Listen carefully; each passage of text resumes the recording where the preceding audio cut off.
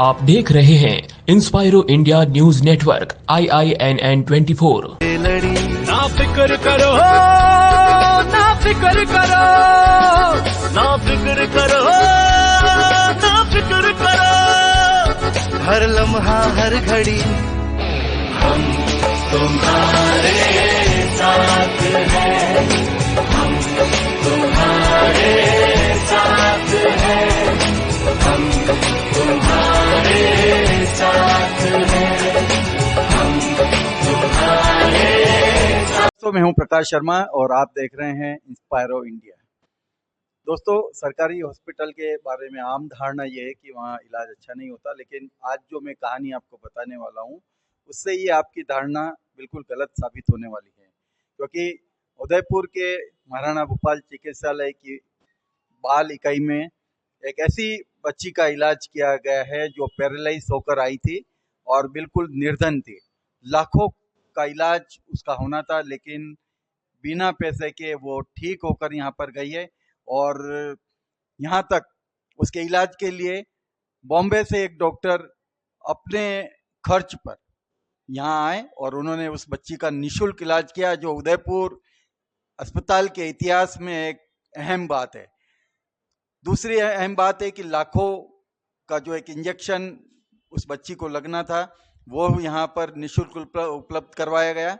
और जो डॉक्टर बॉम्बे से आए थे वो उनके खर्च की जिम्मेदारी उदयपुर के जो डॉक्टर हैं बाल चिकित्सालय के और सुप्रिटेंडेंट यहाँ के RL सुमन, उन सब ने ली और उस बच्ची को ठीक करके वापस उसके घर भेजा गया।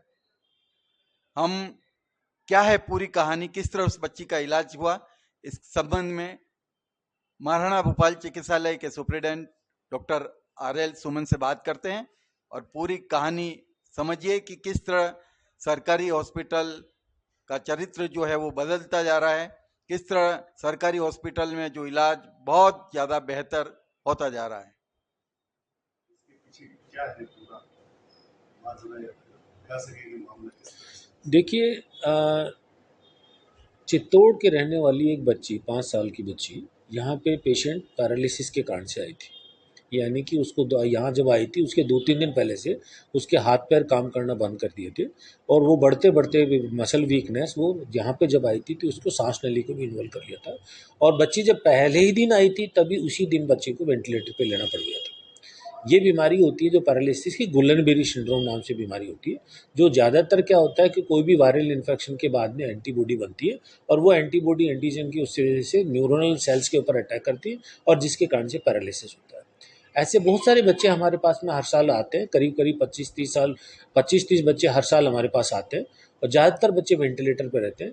पिछले साल के भी यदि मैं डेटा को बताऊं तो 27 बच्चे हमारे पास आए थे, जिसमें एक बच्चे को छोड़ के सारे बच्चे बचाए। इस मरीज में खास बात क्या रही कि ये बच्चे को हमें 39 डेज तक वेंटिलेटर पे रखना पड़ा। पहली चीज़ ये रहा कि वो 39 डेज तक, तो हमको भी शुरू में जब आई थी तो होप कम थी, बट मरीज़ की जो पेरेंट्स को, अभिभावकों की जो आशा को और उनको हम पास सिंपैथेटिक करते हुए हम दोनों एक दूसरे के आपस में तालमेल सामंजस्य जो बैठा, मरीज़ को हम सांत्वना देते थे, घर वालों को देते थे कि उम्मीद रखो ठीक हो जाएगी। माँ बाप ने भी हम पे विश्वास जताया और 40 दिन तक 39 दिन तक बच्ची वेंटिलेटर पर रही।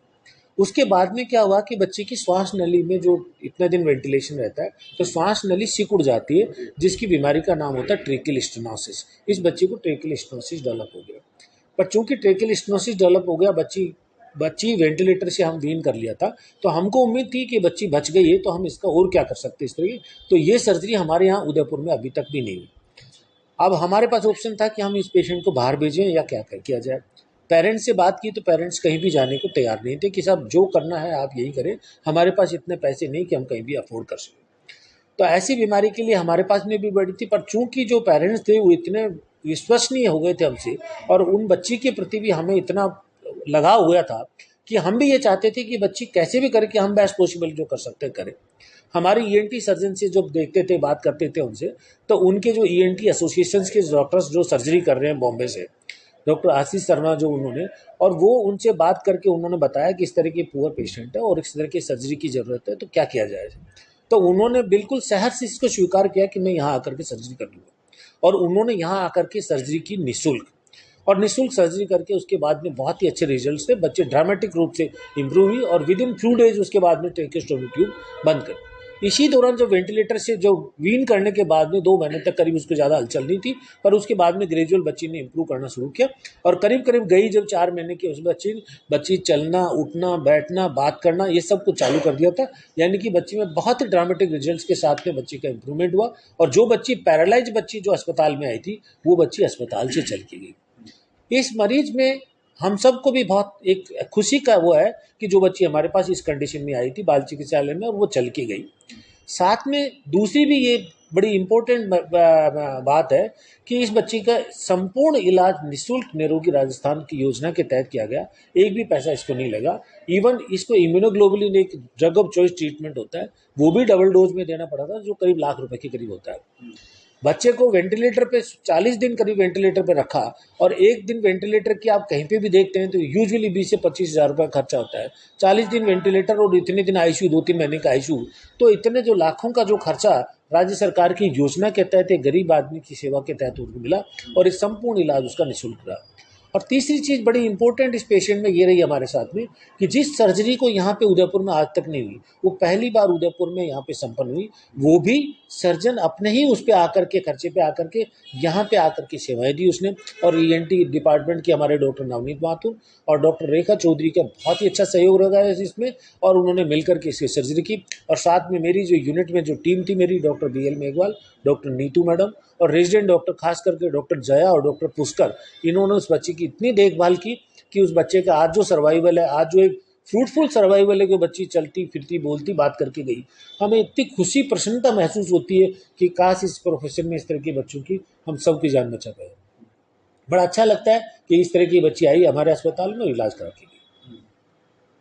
तो निरोगी योजना जो है राजस्थान सरकार की, मतलब ये इसके लिए एक वरदान साबित, इस बच्चे के लिए वरदान साबित है। और भी बहुत सारे बच्चे हैं जिनके लिए वरदान साबित हो रही है, क्योंकि बहुत से लोग हैं जो गरीब हैं, जो अफोर्ड नहीं कर पाते हैं ट्रीटमेंट। अभी भी इसी तरह की बीमारी के बच्चे बहुत सारे आते हैं हमारे पास, मैंने बताया 25-30 बच्चे, ज़्यादातर बच्चे इवन 50% से ज़्यादा बच्चे वेंटिलेशन की ज़रूरत होती है उनको। तो बहुत लोगों के ये योजना बहुत वरदान साबित हो रही है और डेफिनेटली इस बच्चे के लिए वरदान साबित है। सर, ये बच्चों में जो पैरालाइज हो रहा है उसके बारे में कुछ बताना चाहेंगे आप? मैंने आपको बताया कि ये एक एंटीबॉडीज जब बन जाती है वायरल इन्फेक्शन के बाद में, तो कुछ परसेंटेज में इस तरह की होता है, कभी कभी न्यूरोनल अटैक हो जाता है। बहुत ही जिनकी मैं कहूँगा कि एक किस्मत जिनकी सही नहीं होती उनको इस तरह की बीमारी आ जाती है, बट ये जब आ जाती है तो बड़ा गंभीर होती है और आने के बाद में यदि तुरंत उसका इलाज नहीं कराया जाए तो सांस की फेलियर जो होते हैं, वेंटिलेटर रेस्पिरेटरी फेलियर की वजह से बच्चे और ऊपर भी चले जाते हैं। बहुत सी बात इसमें होता क्या है कि लोग पैरालिसिस के कारण से इधर उधर समय अपना गंवाते हैं। लोग इधर उधर अंधविश्वास में चले जाते हैं, भोपाओं के पास चले जाते हैं या मंदिर में चले जाते हैं।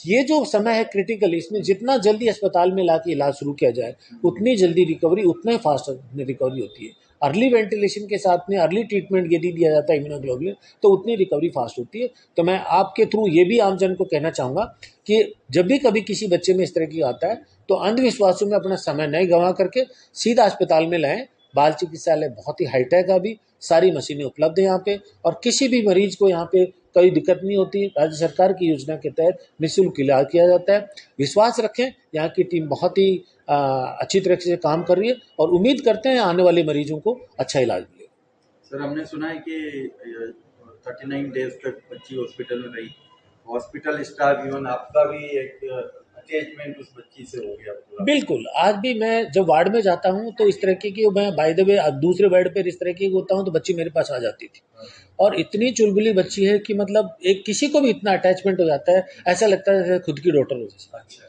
बहुत ही अच्छा है। इस तरह यदि आप मिलें, बात करके देखेंगे तो आपको भी लगेगा कितना एक इस तरह की बच्ची को ऐसी बीमारी क्यों आ गई। बड़ा दुख होता था इस बीमारी के नाम से, बट चलो एक ज़िंदगी मिली उस बच्ची को, अच्छी इस बात की खुशी होगी।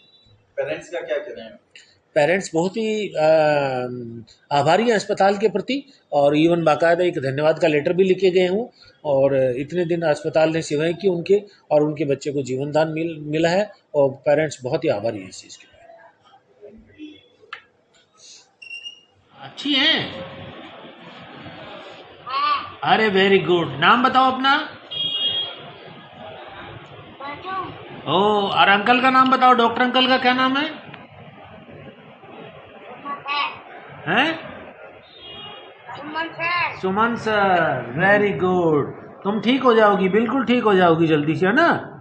हाँ, एक्सरसाइज करती रहना, जैसे डॉक्टर ने बताया ना, यहाँ से एक्सरसाइज करती रहना, जल्दी ठीक हो जाओगी। हाँ, एक अंकल बात करना चाहेंगे, देखो तुमसे अभी, है ना?